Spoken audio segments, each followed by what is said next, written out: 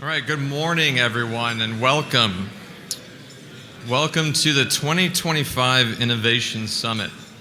I'm Mike Camerlander, and I'd like to welcome all of you here this morning to San Marcos. And I'd like to thank all of our sponsors who helped make this event possible. Our title sponsor today is La Cima. Our supporting sponsors are Buda Economic Development, BVRT, Texas State University, Kyle Economic Development, Hill & Wilkinson, Southwest Engineers, Texas Disposal Systems, Spa Glass, the Drenner Group, Bartlett Koch, and Kimley Horn. Please give them a round of applause. Thank you for supporting this event. I'd also like to take this time to welcome the elected officials in attendance. I apologize in advance if I missed anybody. From Caldwell County Judge Hoppy Hayden, Caldwell County Commissioner Ed Terrio, City of Buda Council Member Evan Turry, City of Kyle Mayor Travis Mitchell, City of Kyle Council Member Dr. Harris, City of Luling Mayor CJ Watts, City of San Marcos Mayor Jane Houston, City of San Marcos Council Member Amanda Rodriguez, City of San Marcos Council Member Lorenzo Gonzalez, City of San Marcos Council Member Lorenzo Gonzalez, I just said that, I apologize. City of San Marcos Council Member Alyssa Garza, and City of Ulen Council Member Ron Merrill. Thank you for attending, all of you.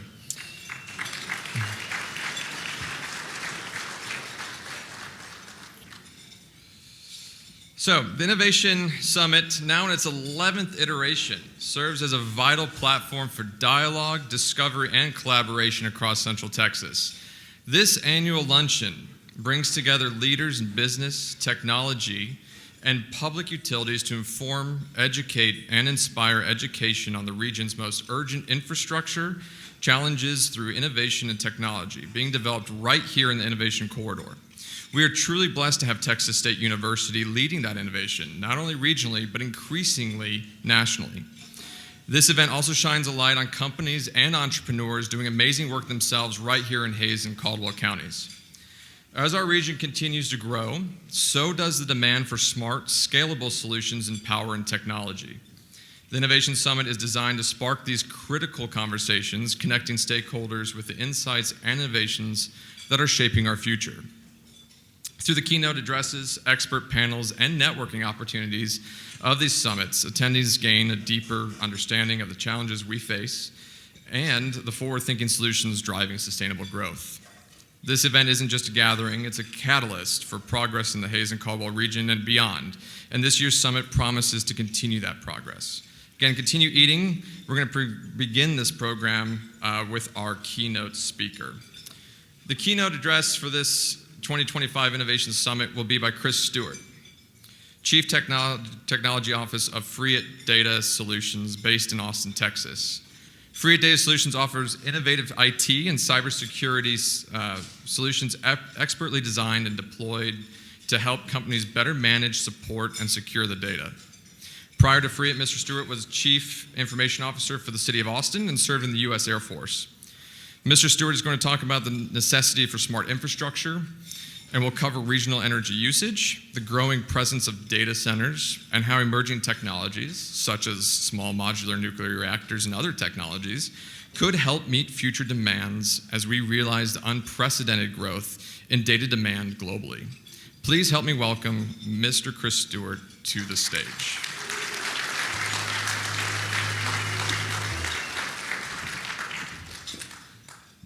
Thank you all for being here. Good morning / good afternoon. It's a weird time to say good morning. It feels like afternoon already.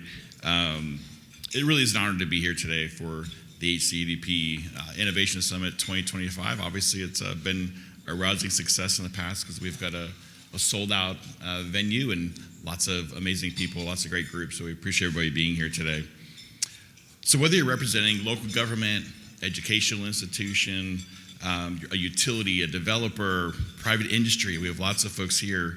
I think we're all here for the same reason, though. We're here to shape how this region grows.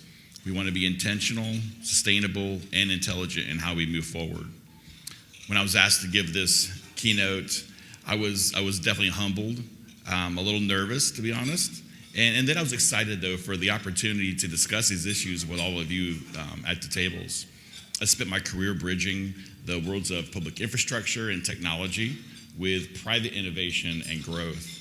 As the former Chief Information Officer for the City of Austin and Austin Water, now CTO for Freeit Data Solutions, a technology company that works with municipalities and private businesses across the state, I've had a front row seat to the opportunities and challenges that come with rapid growth. I've also learned that some of our toughest infrastructure challenges around water, power, and technology can't be solved in isolation. They require collaboration, innovation, and trust. And they demand that we stop thinking in terms of short-term fixes and start planning for long-term resilience together. Let's be clear, though. Central Texas is growing faster than our systems were built to handle. From Kyle to Lockhart, Butte to San Marcos, population growth, economic development, and digital expansion are reshaping our landscape. On one hand, this is an incredibly exciting time. We're attracting major investments, launching new developments, and creating jobs. But on the other hand, we're placing enormous strain on our power grid, water infrastructure, and natural resources. Texas is now the second largest data center market in the U.S. These facilities are foundational to the modern economy. They come at a cost. Data centers today account for nearly 3% of global electricity use and are responsible for 1% of global carbon emissions, according to the International Energy Agency. With the explosion of AI, cloud computing, and remote operations, that number is expected to triple by 2030.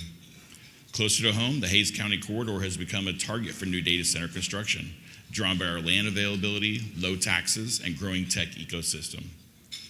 But every new rack of server comes with increased power needs, often round-the-clock loads, which traditional grids weren't designed to support. We also face critical water challenges. More than 60% of Texas was under drought conditions at the beginning of 2025, rising to just over 80% prior to the devastating July floods. Where supply does exist, we're simply losing too much of it. The EPA estimates that U.S. cities lose an average of 16% of treated water, with some systems losing more than 30% due to leaks, aging infrastructure, and inefficient management. Here in Central Texas, we're particularly vulnerable. As development pushes outward and demand rises, many of our systems haven't kept pace, especially when it comes to monitoring, automation, and maintenance. This isn't just a technical issue, though. It's a public trust issue. People expect reliable, affordable water and power, and in a region like ours, there's no reason they shouldn't. We cannot simply build bigger. We have to build smarter. This means integrating technology that increases efficiency, reduces waste, and provides data for proactive planning. CPS Energy in San Antonio, serving more than 1 million customers, is using advanced metering infrastructure, real-time analytics, and predictive algorithms to optimize power delivery, reduce outages, and shift loads during peak demands. They've invested in AI power grid management, and the results are clear: more reliability, lower costs, and a stronger foundation for renewable integration. Their Safe for Tomorrow energy plan has helped reduce peak demand by over 900 megawatts, saving both money and strain on the grid. Just up the road, Austin Energy has been a national leader in utility innovation. It was among the first in the country to roll out automated demand response programs and has deployed more than 560,000 smart meters. These enabled not just customer billing, but two-way communication between homes and the grid. They also utilize machine learning to forecast usage, predict outages, and optimize the renewable integration strategy. Austin's work in distributed energy resource management is especially noteworthy. They're proving that even a city of nearly 1 million people can balance solar, wind, storage, and traditional baseload power based in real time, creating a more resilient and responsive grid. Here in San Marcos, the city's developing new solar generation projects in partnership with local stakeholders. These projects help reduce the dependence on centralized power while giving the city more flexibility to manage future growth sustainability. Meanwhile, in Lockhart and Kyle, city leaders are exploring distributed energy models, working with local developers to implement solar-ready building codes, battery storage incentives, and a microgrid pilot to ensure that new growth comes with built-in resilience. Beyond the public sector, private firms are stepping up. Google, Amazon, and Oracle are all investing in small modular reactors, or SMRs. next-generation nuclear technologies designed to deliver clean, reliable power at scale. SMRs are compact, scalable, and safer than traditional nuclear reactors. They can provide clean, reliable energy to data centers and the broader tech sector without overburdening the grid or increasing carbon emissions. According to the Department of Energy, there are proposed to be online by the end of next year 3 reactors, 3 projects. States like Idaho and Michigan already have active projects underway with SMR technologies. While these projects are very early, they represent a huge opportunity for Texas. If we move decisively, we could become a national leader in pairing clean baseload energy with our exploding digital infrastructure. Water systems in Central Texas are being stressed from all sides: population growth, drought, regulatory pressure, and underfunded asset maintenance. But innovation's catching up. And some of the most impactful solutions are already in play. Regionally, efforts are expanding. Lockhart recently began working with a private partner to install automated leak detection systems. These acoustic sensors listen for early signs of pipe failure, reducing costly energy or emergency repairs and water waste. Buda is piloting solar-powered water meters in outlying areas, combining grid independence with remote monitoring. In San Marcos, smart water meters allow customers and city staff to monitor usage in near real time. These meters, often paired with mobile dashboards, alert users to leaks and unusual usage patterns, helping prevent thousands of gallons from being lost before anyone notices. In Kyle, advanced metering infrastructure pilots have shown the combination of automated readings and AI-driven alerts can dramatically reduce non-revenue water, saving both money and capacity. To our north, Austin Water has implemented enterprise-wide supervisory control and data acquisition systems, also known as SCADA. This gives operators visibility and control over pressure zones, pump stations, and treatment facilities. They also operate a real-time water quality monitoring network, which helps identify anomalies that may signal leaks or contamination. Their smart meter replacement program provides customers with near-time view of their household consumption, empowering conservation behavior at the home and alerting on often hidden water leaks.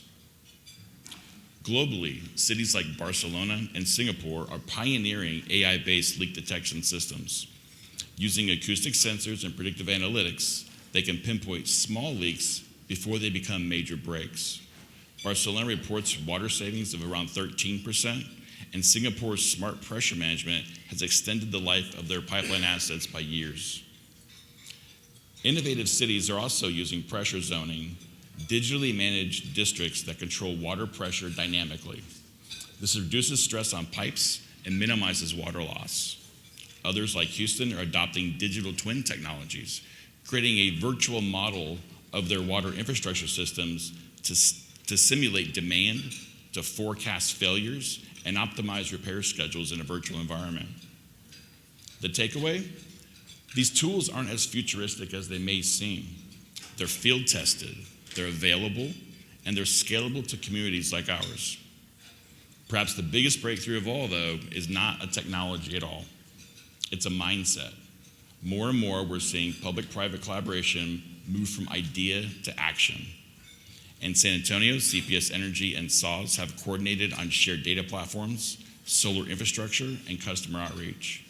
And Austin Electric Utility partnered with a private startup to launch a wildfire detection system powered by AI and edge computing, installed on their own electric utility poles. That system identified already 2 wildfires before emergency calls were ever placed by residents. Closer to home, in my company, Freeit Data Solutions, we've spent years partnering with these municipalities, state agencies, and corporations to support IT modernization projects that help infrastructure staff access better data and operate more efficiently. These projects don't just upgrade hardware and software. They enhance how we make decisions, how we maintain our assets, and respond to crisis in a secure and data-driven fashion. Looking beyond Central Texas, cities across the country are demonstrating what's possible when technology, justice, and infrastructure intersect. In Columbus, Ohio, The Smart Columbus Initiative used a $50 million federal grant to overhaul mobility and transportation.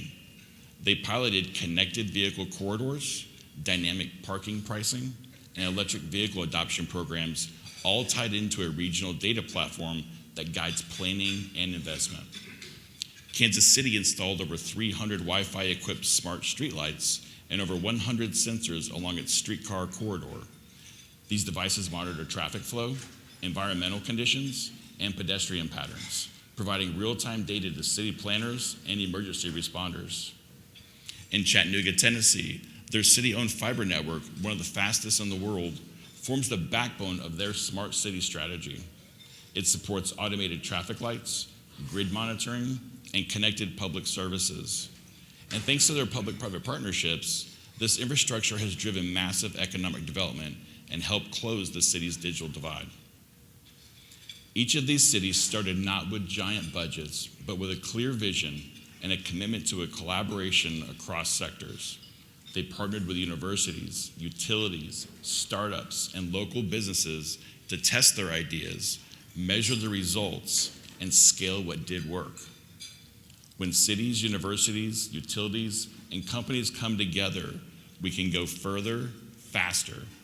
And the HCEDP is uniquely positioned to be the connector for our communities, to help break down silos and coordinate regional investment in technology, innovation, and infrastructure. I do want to call out a hypocrisy that I have glossed over so far: artificial intelligence. AI is driving much of this resource demand we're trying to solve. It's fueling massive data center growth. It's increasing power consumption, raising concerns about equity and transparency. But it's also our best hope for addressing those very concerns if we use it responsibly. AI can optimize HVAC and lighting in public buildings, cutting electricity use by 30%. We can identify unreported water leaks, predicting demand spikes, and automating pressure adjustments throughout entire water systems. AI can forecast grid overloads days in advance, giving our operators time to balance loads before blackouts happen or brownouts are necessary. In other words, the same technology driving growth must also be embedded into our sustainability strategy. It's not about resisting change, it's about guiding that change with guardrails, foresight, and shared responsibility. And this brings me to you all. Whether you're a developer, a city planner, a utility manager, a CIO, or a community or business leader, you have a role to play in this. No one person, agency, company can do this alone. But together we can design systems that work and systems that last. And here's what I challenge you to do. Pilot something. Pick a smart water, energy, or civic tech solution and try it at small scale. If you're a private business, reach out to the government agencies you most align with and share ideas. Work together. Share data between agencies, across sectors, with private sector. Let's even start within agencies. We all know the silos that still exist, resisting years of attempts to topple them. Push your vendors. Ask them how their solutions reduce resource usage. If they don't have an answer, find someone who does, or use your community groups to apply pressure where necessary. Build regionally. We need planning that crosses city boundaries and leverages regional strengths. Whether it's transportation, infrastructure, cybersecurity, or public safety, shared regional collaboration always pays off. Think long term. Infrastructure can last decades. Let's not design it like it's disposable. So to close, I do want to offer a fairly simple reminder. The future of Central Texas will not be defined by our problems. It will be defined by our responses to them. We have the talent, the tenacity, and the urgency, as well as know-how. What we need now is intentionality. We don't have to reinvent the wheel. We just have to apply the best of what's already working in Texas, across the country, and around the globe to the environment of our good, to the environment of the good of our communities. We have the tools, we have the knowledge, we have the opportunity, most importantly. Let's lead, not just in growth, but in how we manage that growth. Let's make Central Texas a blueprint for what sustainable, tech-enabled, people-focused regional development can look like. Thank you all for being a part of that vision, and thank you for letting me be a part of it too.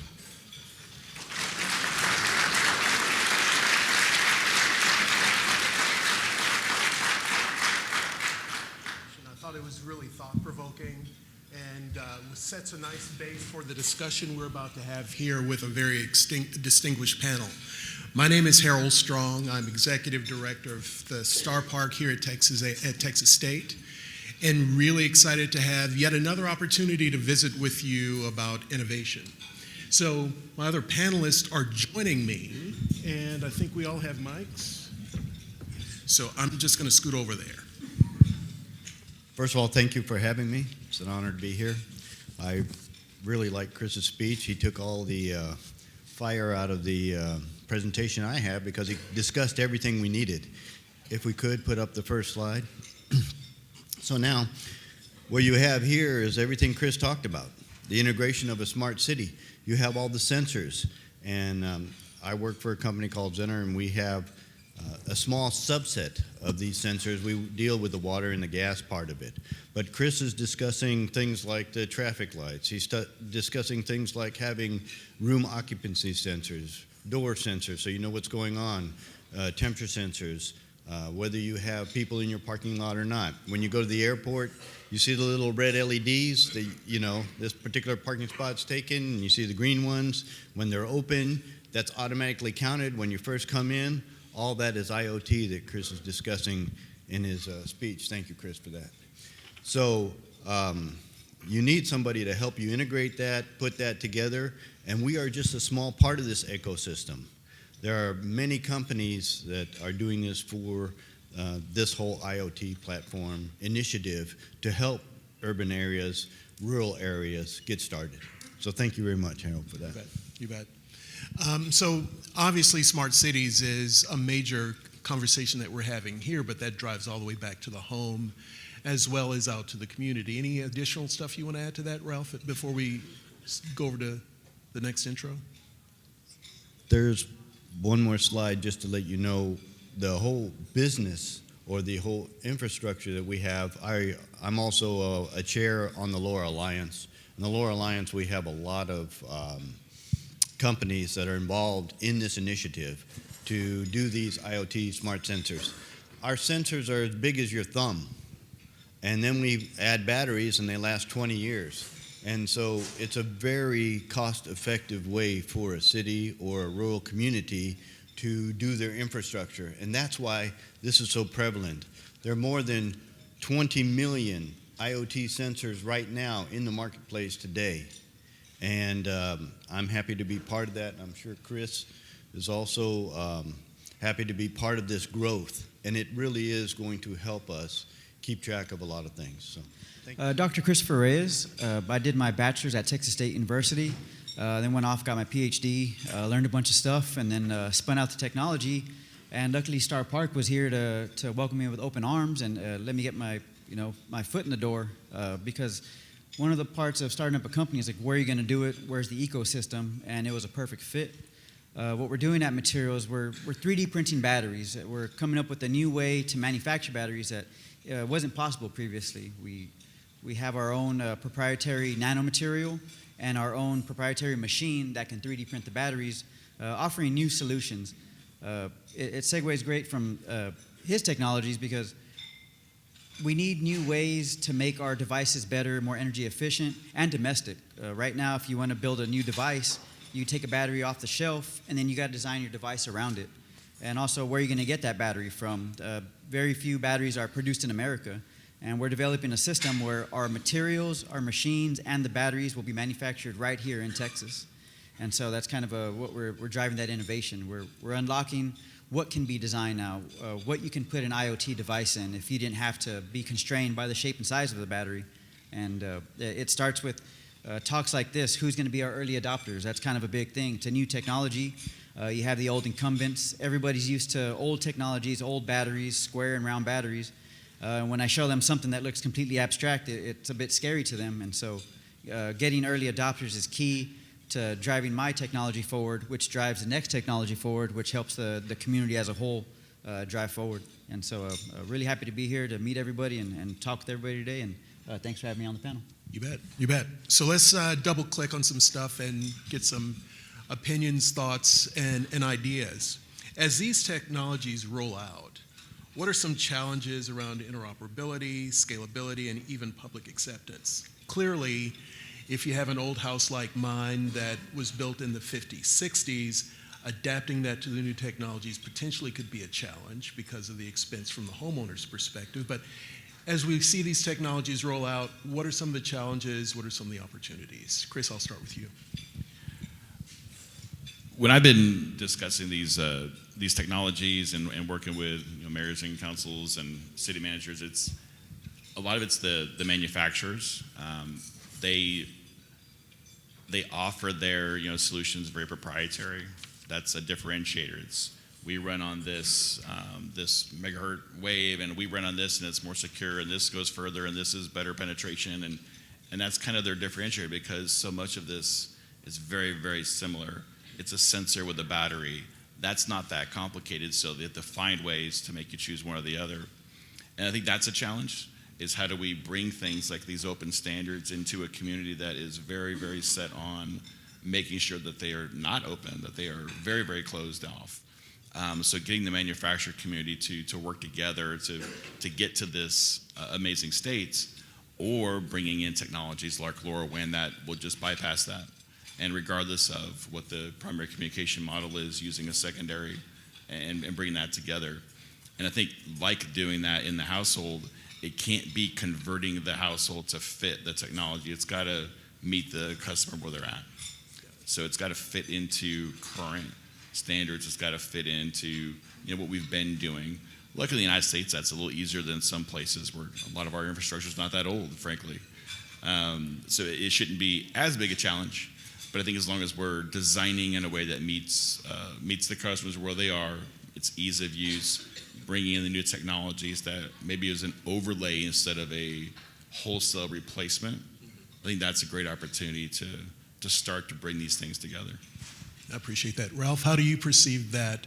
And also in light of what you guys are doing with Zeller? Well, we use technology for our advantage. That's where the bang for your buck is. Like with your home, installing in your home, used to be I'd have to wire all his sensors, go to every window and run the wires and do all that. Now I can buy, for our case, a ring sensor, put it up on the window, and it's magnetic, and the battery inside the sensor lasts over 5 years.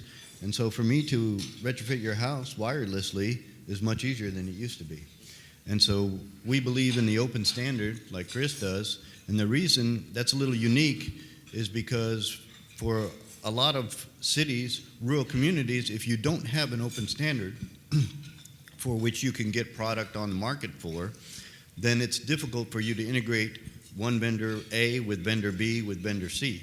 But if you have an open standard, it doesn't matter. You can pick a slew of the vendors, pick what you want to. Your street lights can be done by vendor A, your water can be done by vendor B, and your electric can be done by vendor C, and they all talk to each other. And your back end that Chris has put together, as far as the dashboard, is something that's very useful for the end user. So I see it as more of an integration task, and easier to implement today with the technology that we have than what it used to be. Thank you. Dr. Reyes. Yeah, same, following up on that, the open standard's key, because for my standpoint, the standards are the batteries, the standard size and the standard, voltages and whatnots, and expanding on what can be done, and also the longevity of the product too, because you're thinking of, hey, we're designing this new sensor and this new product to go in a house. Well, where are we going to get that battery from? The majority of them come from overseas, and are you still going to be able to get that battery? And how much is that battery going to be costing in the future? And so bringing this innovation domestic kind of creates some stability to the open standard that we know that, hey, for the foreseeable future, we can get this product here made in America. So as we look at this transition that we will be going through as power becomes more important, especially in this region, Let's talk about how public-private partnerships can be structured and the value of those public-private partnerships in getting to the future faster, more efficiently. Ralph, you want to start us with that one? Well, addressing the LoRaWAN, there's public and private networks. And so what we do is we give it up to the community. If you want your own private network, you can have your own private network. If you want a public network and you want your data going over the public network, that's allowable as well. And then there's a security infrastructure to ensure that your data doesn't go out to anybody else. That's done with unique crypto keys, and so we've put everything in place to make that available to the end customer, which makes it nice to integrate. But if you don't know about these things, you don't know about the technologies, then you don't know to implement them. And that's why we're here today, to kind of help you learn about these open standard and the open technology. Does that make sense? It does. Chris? Oh, that's a little bit out of my lane. I'll pass that. Okay, cool. It's obviously it's crucial. I mean, I think especially, I've spent almost 28 years on the government side, and I've only been on the private side for a couple of years now, but having that availability to funding and being able to collaborate, I think is so important. And I want more of the private industry to understand the value they get by supporting the public side and having these partnerships. It shouldn't be one-sided. It shouldn't be completely altruistic that you're donating money to a government agency to do a thing. There should be some reciprocation, that you should get value out of these public and private partnerships. And I think we see that a lot, where they don't even know the value of being able to get that insight and understand how these agencies work, how they operate, and more in particular, like why they operate a certain way. I think we get frustrated sometimes with the way that these agencies might operate, and we feel like it's a little slow and cumbersome, and in some ways a roadblock to advancement and innovation. But there's typically reasons why. So I think having that public-private partnership, being in there, watching the day-to-day, you get a much better view of how it works, how it operates, and then you can bring that back to your operations, and again, change maybe the way you're operating with these agencies to help yourself. So instead of waiting for government to change, these partnerships can really help you advance that quite a bit. And then I spoke about regionality, and it's something that's really, really important to me, because I believe that most of these solutions will be regional. I don't think we're going to be able to do anything cities, counties, corporations at a time. We have to do them bigger. We have to meet scale where it is. Where the innovations are growing. We're talking about data centers. How big are these data centers? They're enormous. We can't do that one small town at a time. We've got to coordinate and cooperate. And I think in lots of ways, it's not just the size. It's actually getting everybody together. Everybody does things a little different. Everybody does things a little better. Some people are lacking in an area where your neighbor is doing amazingly well. You've got talent that I don't have. So instead of fighting for that talent, let's work together, share talent, share resources, share data. That's going to be the key, I think, moving forward on most of our initiatives is data. I think that's where that public-private is something that it's missed. I think usually we think about it in terms of how do we get things funded? Right. Oh, well, let's go private, right? That's where the money is. But I think it's a much more important conversation for both sides to understand why those partnerships are so important. So we'll come back to this, and we'll address a little bit of the data center component. But this is an innovation summit, and in many cases, innovation is how do I bring something new to the market, and how am I successful to that? So let's take a little bit of a refresher break and kind of find out your product, your service, who's your customer, and what unmet need are you meeting? And what makes you successful in your space, or what will make you successful in your space? Is that a fair question? Sure. Go ahead. Go with it. So we work with, in particular, county, cities, educational. We're mostly what we would call SLED. We're a technology reseller. So we mostly focus on the data center and cybersecurity, obviously, which has been huge lately, as it should be. And so we work with folks. We bring in the slew of technologies, and my gosh, it's unreal. Even as a chief information officer, obviously I knew quite a bit. And then when I got to this side, I saw a whole other landscape of what's available, what's out there. And it's complicated and confusing. And each innovation, as you said, it comes at us so fast. And we all see this where, we were looking at AI, like how many Gen AI agents are there right now? Every time there's something new, there's a million of them that come at you real fast. And then a few years later, there's a few that end up being the ones that we all come to use and know. And that's a pretty common theme. So I think kind of getting to that's important, and we can help people do that. So we really try to help people with what's your ecosystem look like, and also the regionality. What are your neighbors doing? Can I help you connect with your neighbor? Did you know your neighbor's doing the same thing you're doing, and you guys could be doing this together? Did you know that the 4 counties that are all touching each other are looking for the same thing right now? Why don't we all talk to each other? So again, that's a way that we can help out too. But yeah, we tend to want to bring this. We don't even like really the innovation, especially in government space. Innovation can be a bit of a scary term. And often it's not technology. Innovation is more about process. In government, that's usually what we hear is it's about how to make things more efficient. Often there's a technology component to that, but it's not a technology. Where on the private side, typically an innovation is a thing. It's a something you can put your hands on and actually sell and implement and use towards a common good. But that's kind of where we come in, and we help take this gigantic, confusing landscape, make it simpler, and bring in the things that really are driving each innovation, not the outliers, kind of getting rid of the FUD, we call it, just to make things clear and simpler. Yeah, you're not selling a technology, you're selling a product. And the product only has value to the customer that you're presenting it to and who needs that service at the moment. So at a base level, even the companies we work with at Star Park and other places, it's about how can you define who you are, what you do, and what problem you solve. So I think I heard that with what you're sharing. Oftentimes, though, it's difficult for the customer to hear that because they're selfish in their needs and they have a boss saying, I need that solved yesterday. So patience, I guess, is a part of that.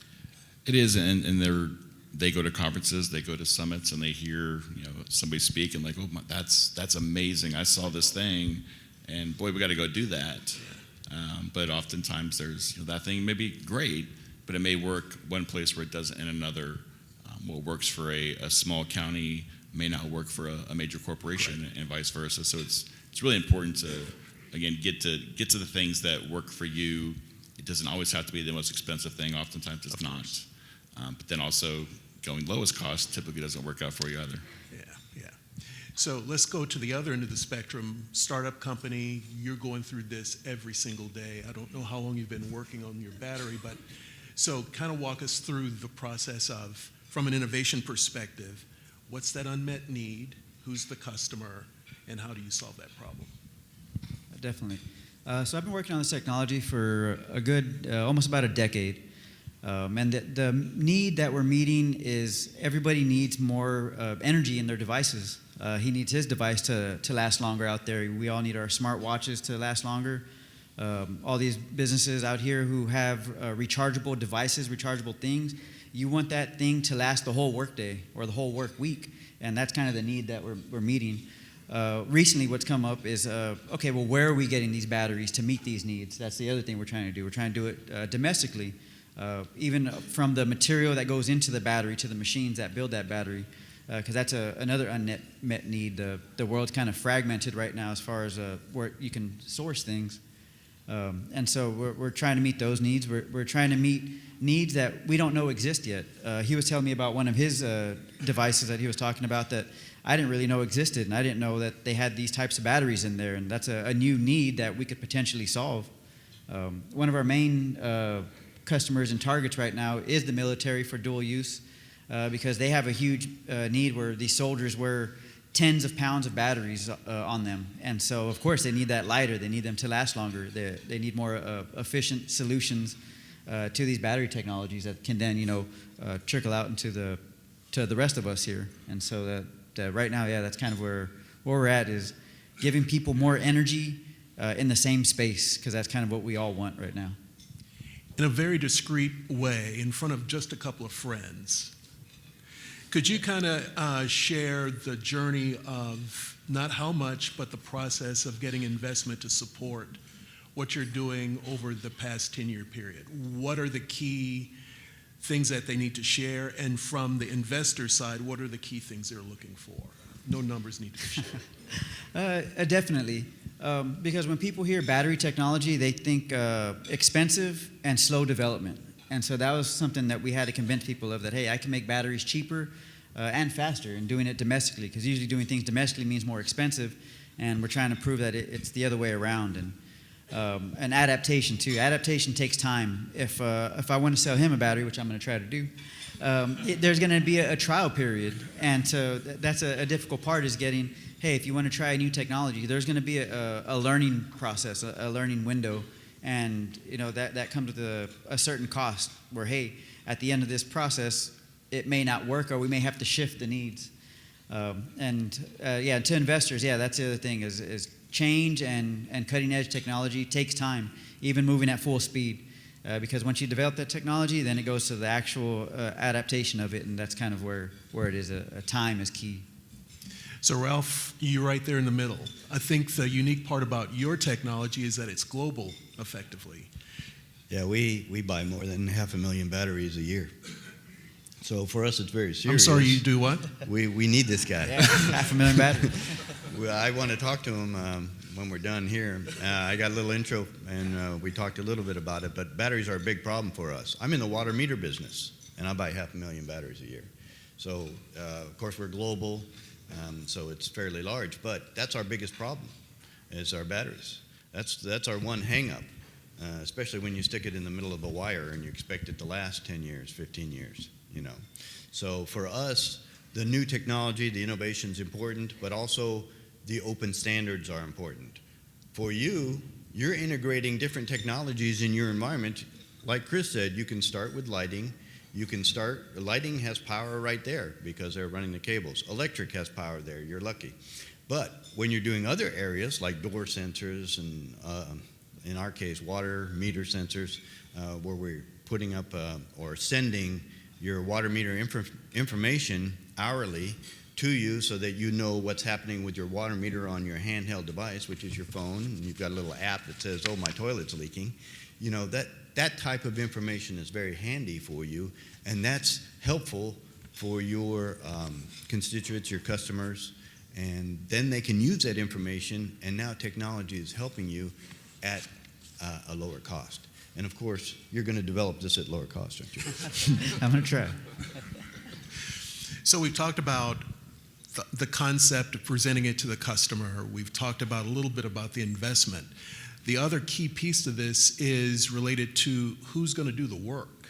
How do you get that steady flow of employees, of certified, educated people to come in and do this work and translate it to an active program?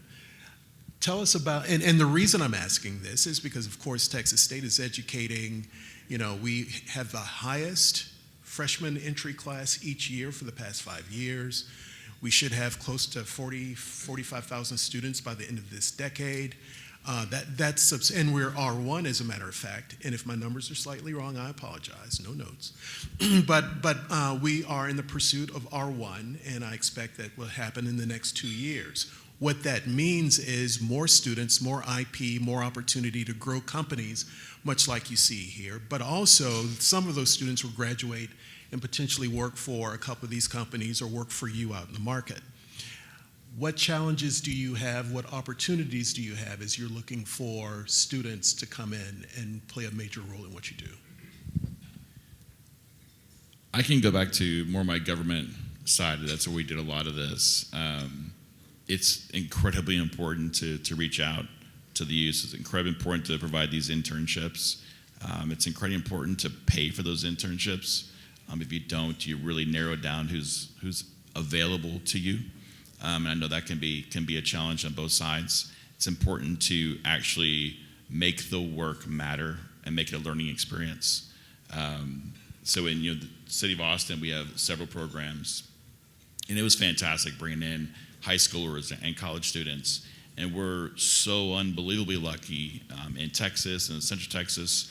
Our higher education is astounding. I mean, look at just the slew of universities we have everywhere we are is amazing. And you've got this talent pool right there where high schools are gearing more towards the STEM. I was out in Laredo last week at Texas A&M International and looking at their Unreal, these rooms full of 3D printers and the rooms full of robotics. And that's where these kids get to go and learn. And actually they were shuffling through a bunch of, I think they were like 8th graders going to high school, learning about 3D printing and how that technology is going to lead to things like innovative batteries and not just little toys to tinker with at home. So I think it's really, really important to allow these things to happen, to help them, to encourage them, but also to understand just how lucky we are to have an ecosystem where that's available to us, where we have such a great system of bringing these young people in. And I can tell you, they are very interested. They really want to see the real world application of their education. I think there's a lot of disillusionment around what education is, what education does for us. So getting them to understand that journey. I know we're going to be in Southmost Texas here pretty soon at that university. And that's what I'm going to do is I'm going to talk to those young people about what an IT career can lead to and what that journey looks like. Because I think as all of you in this room, I doubt when you left high school you thought you'd be in the role you are right now, sitting in a chair listening to me. So it's really good for these kids to understand that journey and what it took, what it takes, and what it will take. So working with them, I just can't explain how important it is and fulfilling. It's awesome, especially if you do like an internship where there's a goal at the end, watching them grow, watching them achieve, and how quickly they can do it, how eager they are. It's fantastic. I can't encourage it enough. And there's so many internship programs already right now in your cities, your counties, your corporations. You don't really have to do anything brand new. You can borrow and you can regionalize. You can partner with other folks who already have programs like this. But it's so important to get the youth involved and let them see what it is we're doing here that they're not accustomed to.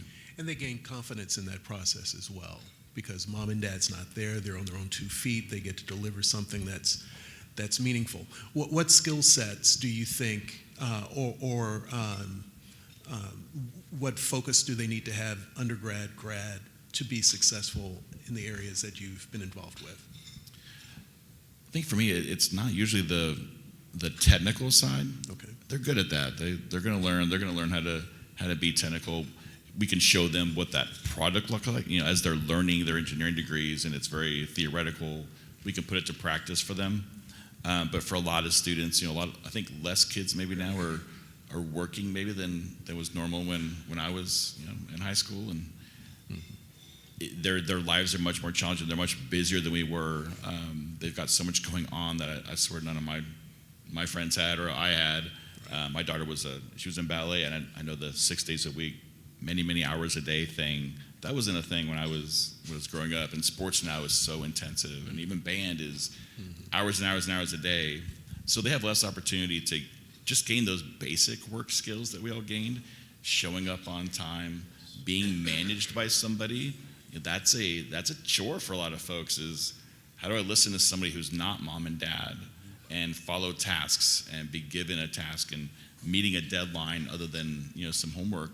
I think those basic skills are what are really, really important. Not so much the technical learning a specific skill. That's fair. Ralph, how about you? Speak about workforce in your space. Right. Well, we welcome, first of all, we really appreciate all the universities and the opportunity for that. We've hired 3 of them already in our group, and I believe the work ethic. They don't really understand work ethic. They don't understand, all of you here, you're working, you get up on time, you show to work on time. Those are skills that they don't have coming out of school, and they have to be educated on that and helped on that. As far as the technical side, yes, they're strong technically, but you still need mentors to kind of help them, guide them in the right direction. But once you, what I call hum a few bars, show them how it's done, then they can pick it up and move on down the road. And then they feel that level of confidence, accomplishment, and then they're more apt to help and say, oh yeah, I can do this. Yes, we can get this done. So it's a little bit of an engagement process. So when you do hire these students and you get them working in your environment, engage with them a little bit, give them a little direction, just don't be overbearing, and I believe they will pick it up and work well for you. When I was graduating from college, there were probably the top 7-10 companies that always came to the campus. And those are the groups you wanted to work with, and those are the ones you focused on. But there are other industries, other companies that you may not know that much about. And there may have been a little bit of disappointment that you weren't picked in the first tier, but you found an opportunity. I dare say that many of the students graduating or in school know very little about these opportunities, but you can clearly see these are opportunities for the future that can really help you to have a really great career, the challenges that you look for in a career, and to support your family. Chris, what kind of things are you doing to pursue workforce? Because again, you're a startup, but tell us some of the things you're working on. Yeah, definitely. It started with reaching out to my network at Texas State and getting them to reach out to young engineering students, young people in the STEM field. Right now, I have 2 interns, part-time undergrads or engineering undergrads from Texas State, and they're great. I also have a PhD student as well from Texas State working in my chemistry lab. And then I just recently piloted a program where I have 2 high school students. They're from Wimberley ISD, and it's insane. Like you talk about the tech needs and the things that these kids are exposed to is just crazy. They come in with programming knowledge, 3D printing knowledge, and then you give them a nice little project to work on, and they just run with it, and you guide them. And so for me, it's to guide the high school students, to guide them, to teach them how to be a young engineer, and then the college students to teach them what engineering in an actual job is like. I treat them like actual engineers. I give them little pep talks every now and then. And the chemistry PhD students try to show him what being a scientist is actually like. And I tell them all, ideally, y'all stay here and work for me forever. And I said, in worst case scenario, you go off to a better company, and people say, hey, where did you come from? And we get to say, oh yeah, Material put that engineer there or that scientist there. And so I'm hoping to keep that pipeline going of high school students coming in, undergrads, and then PhD students. We're pretty excited to have people like Chris at Star Park. There are several other companies that are there that are very actively engaging students to be a part of what they're doing so they can kind of see it from the ground floor. It's not always, filling out reports and showing up for lunch meetings. Sometimes there are some real challenges you have to work through that you may not be successful at first time through. So if you're exposed to those kinds of things, it builds the character. You're right, it's not about technical component, it's about the tenacity and the will to learn. So we're excited about that. So let's slide back into the topic of what we kind of started with. If we were to look into our magic crystal ball 5 years from now, what do you think things look like? So I'm certain that we've developed some large language models that can kind of contain and work with artificial intelligence. We have kind of a handle on what quantum computing looks like and how that works. We may have developed some digital twins that are being more universally used. But 5 years from now, in each of your individual categories, starting with you, sir, what does that look like in your mind? Definitely. I see in the industry as a whole as batteries transitioning to making batteries more domestically. I harp on that a lot, but it's, hey, where do we get our batteries from?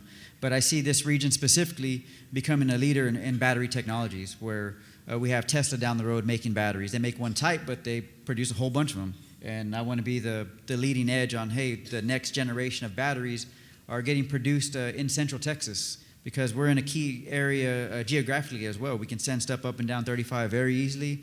We're close to I-10. We can send stuff around there, and becoming that centralized hub where I have a small manufacturing facility that makes the machines that make the batteries, and then we have a factory that makes the batteries. And so kind of making this a new hub for energy and battery manufacturing.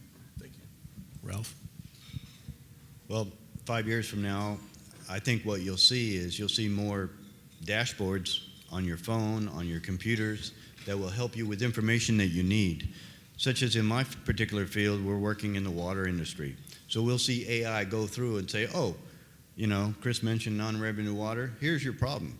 You've got a leak up in this area of your community. This is where you're losing X number of gallons a day or an hour or whatnot. So AI will be helping you more with data-driven solutions, provided you have the data-driven solution in the back end, to tell you what you need. So I believe you'll see more alarms that come up that are pertinent to what you need, whether that's water, electric, gas, lighting, resources, and that's how all this IoT works together. The other thing I'd like to see 5 years from now that I believe will happen is more people will go away from proprietary infrastructure systems to more open infrastructure systems. Open is a better source because then I can mix different vendors and mix different solutions and make it cheaper for you.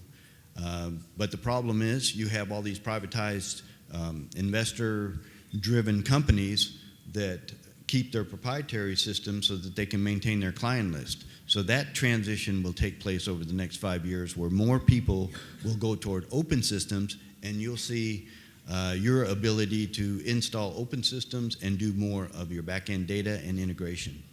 And you'll see all that in conjunction with AI, and it'll be a benefit to you. I think starting with AI for sure, we're going to see, I think like you were saying is, there's so much right now. In about 5 years, you're going to see much more what works, and that will grow, and see a lot of the stuff disappear. So a lot of these fly-by-night ones are going to fall off. Things that actually are helpful to communities, to people, to systems, they're going to stick around, they're going to grow. So we're going to find out by then what's working, what's not, what's sustainable, what's scalable. So I think in that area, we'll see some more clarity. In my world, in the data center versus cloud, I think we'll again see clarity. Right now, we talk a lot about cloud. Everybody's talking about cloud. It's been about 5 years now we've been saying that word a lot. A lot of people ran to it. Some people crawled to it. Some people are running back. So that there's going to be a better census of kind of the consensus of what that looks like in your hybrid models. What do we need to keep? Where does your data need to be? Where do your applications need to be? How do we remain resilient between a cloud and an on-premise environment? Something that's going to be just a little clearer. And I think regionality is going to become more and more important. We talked a lot about the problems we have, and these are global. They're throughout the U.S. They're not just in Texas. They're not just in Central Texas. We have our unique challenges because of all the factors that are involved here, but I think we're going to see that we can't solve them alone. So in transportation, we're going to see more regionality. In cybersecurity, for sure. Governor Abbott just created the Texas Cyber Command. We're going to see more and more of this focused area on how do we do things collectively together to solve the bigger problems. And obviously, cybersecurity being a big one, we see the need to not tackle this individually, that we need a broader view of how to do that. Transportation's a problem. That's a big problem in Texas, in particular Central Texas. We're not going to solve an agency at a time. We're going to see more regional efforts to manage traffic, to manage how that's working, how we building our roads and managing roads and asset management. So I think we're going to see more and more of that in the next 5 years. So hopefully it'll be on the things we're tackling today. We'll see clarity in the next 5 years, and then who the heck knows the new problems that'll pop up that will introduce confusion again. So you're kind of hinting in many of the answers about, well, I'll ask the question, what policies or incentives need to be in place to help that vision in 5 years to become reality? Well, I think we saw one like with cybersecurity, where there was a push to not allow states to manage their own destiny there, and that went away, thankfully. So I think if policies allow to kind of get out of the way and to provide guardrails, but not roadblocks, is really, really important. I think we all need the guardrails. We need to know kind of our lanes, how to work together. But without the roadblocks, it's going to allow us to make the private-public work. It's going to allow us to fund where we need to fund, where it makes sense. Our needs here are not the needs somewhere else. So it's, I think, just kind of having enough and not too much is always important there. So yeah, I like that there's the guardrails. It's important. We've seen what happens when we don't have them. We go off the rails. But again, when guardrails become roadblocks, that's a big challenge. So, Ralph, can I summarize and say that you would support the conversation that innovation moves faster than regulation? So that's kind of why you like the open source scenario. Yes, and we like to push the open source only because it gives you flexibility, but now it's being pulled. And so we see more and more of the companies and our customers pulling, saying, hey, I need open source. What can you give me? And this is, can you give me this so that I can use this vendor's pressure sensor, this vendor's temperature sensor? But to mention one of the things that Chris had talked about, cybersecurity is a big issue for us. And if you don't have your data locked down, they are going to break in. There are countries right now that are hosting cybersecurity terrorists to come in there and try to steal your data. That's going to be a big opportunity for us over these next 5 years as well. So that's something that we see happening more and more and more. Critical to all these conversations is the data that feeds a lot of the decisions that you make. So making certain that the data is protected is critical from a cybersecurity perspective, but as we collect the data from smart cities, it flows up to large language models, and that's how we make a lot of decisions at the city, municipal, industry level on where we go next. This is a conversation we could have on for a long time, but before we wrap things up, I'd like to ask the panel if they would like to make a comment, or did we not ask a question that you'd like to respond to?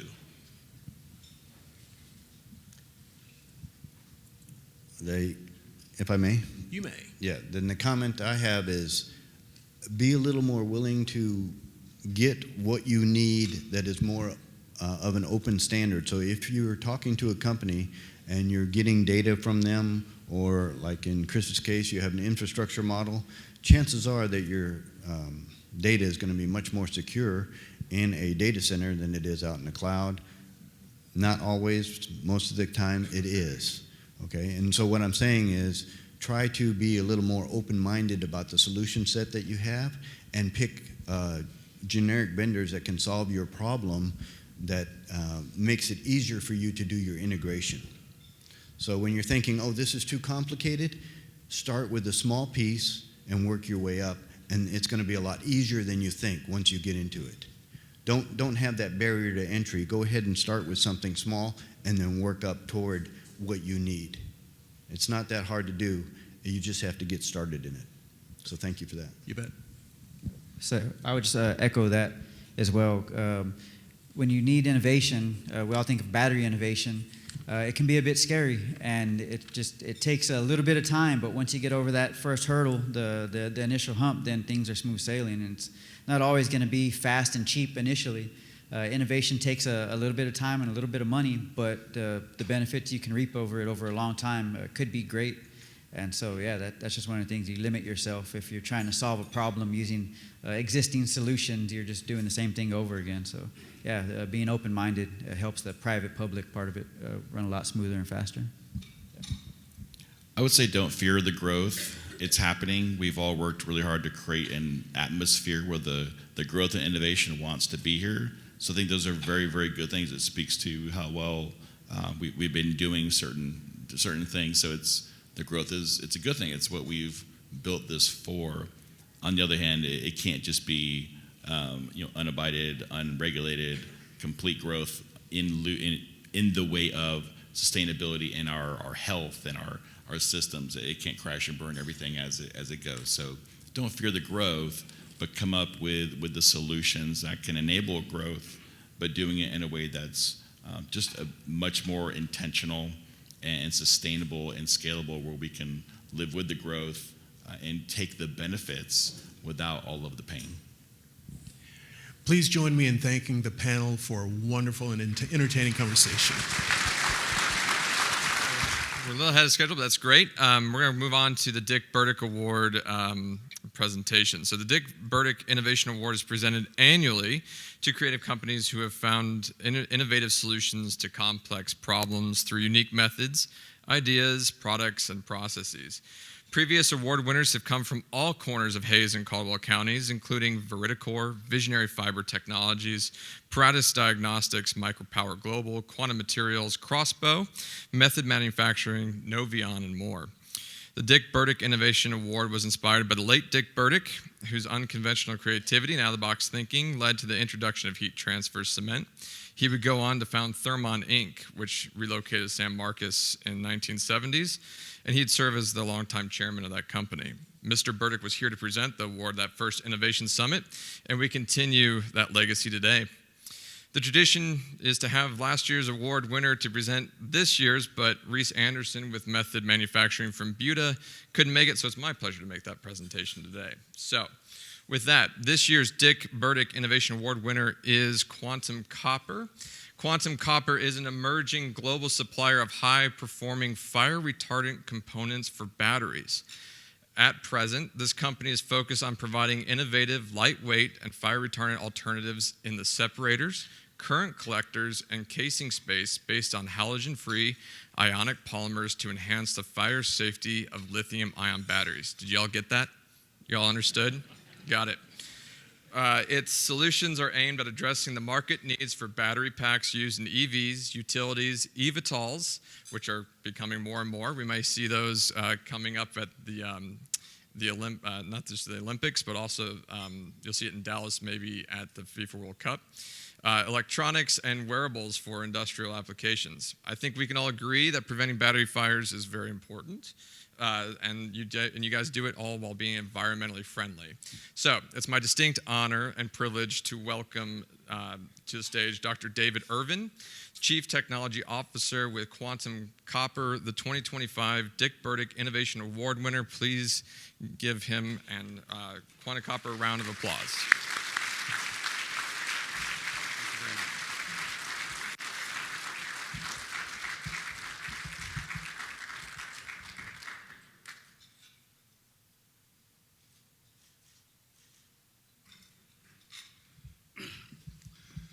Thank you very much for this award.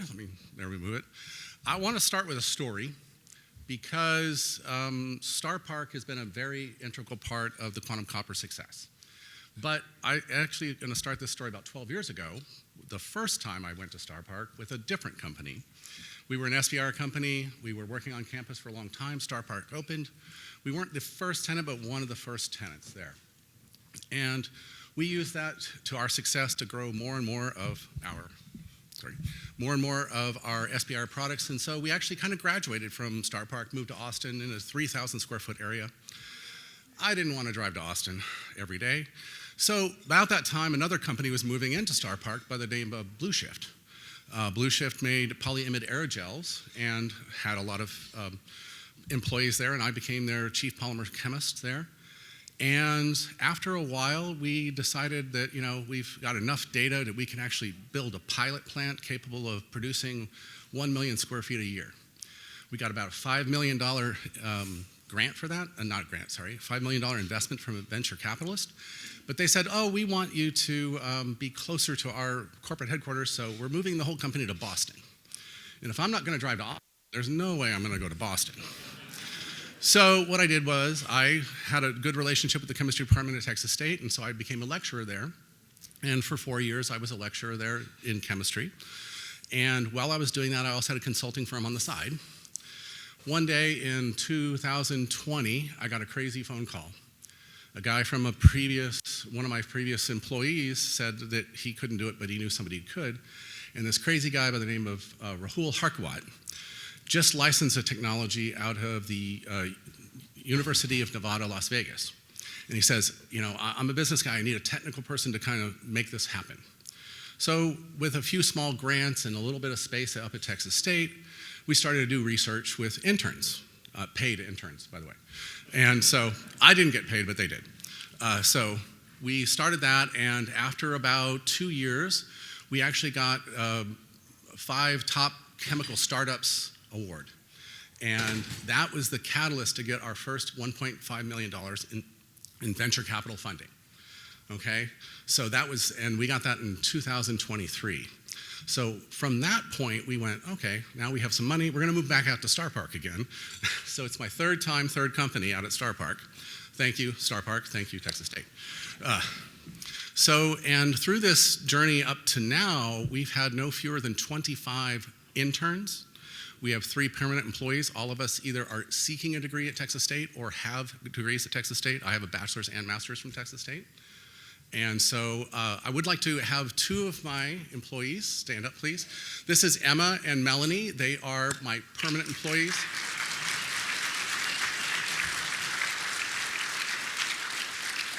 We could not be successful without the team we've built. And so I really appreciate and all their work that they've done.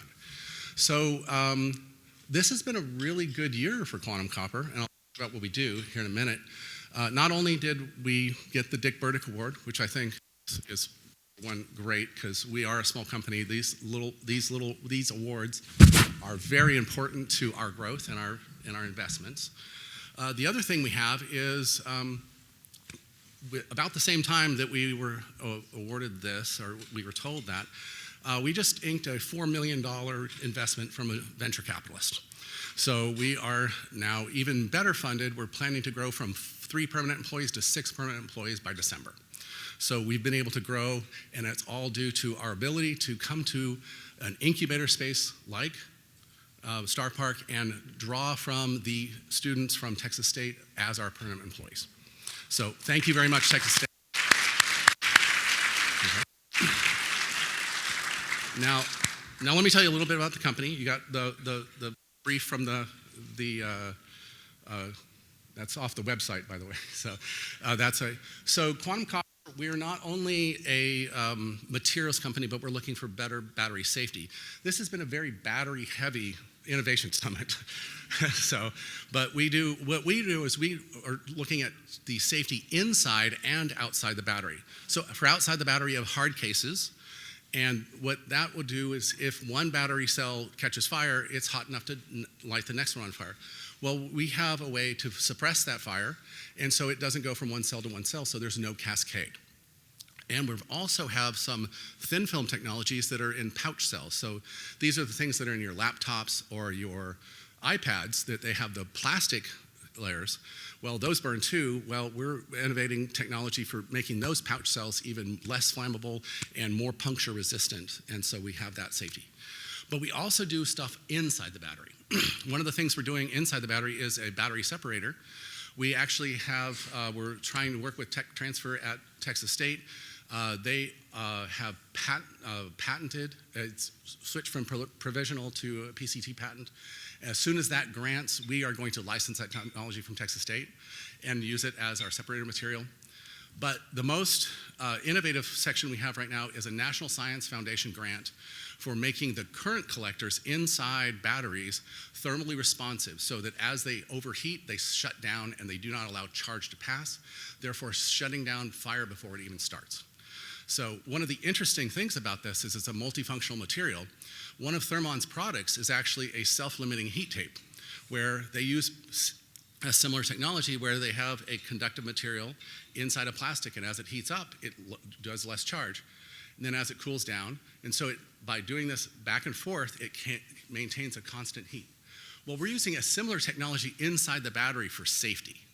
And so that was one of the things that I think was interesting, that the Thermon actually ties into one of our technologies that we're using 20, 30 years later. So I think that's a very good tie to that.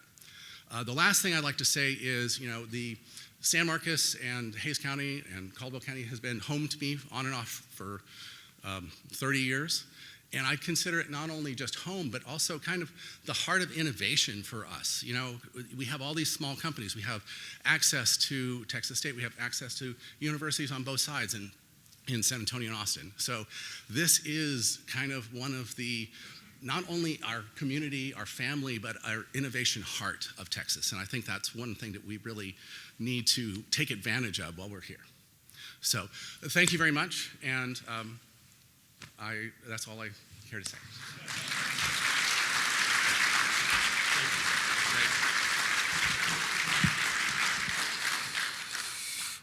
Great.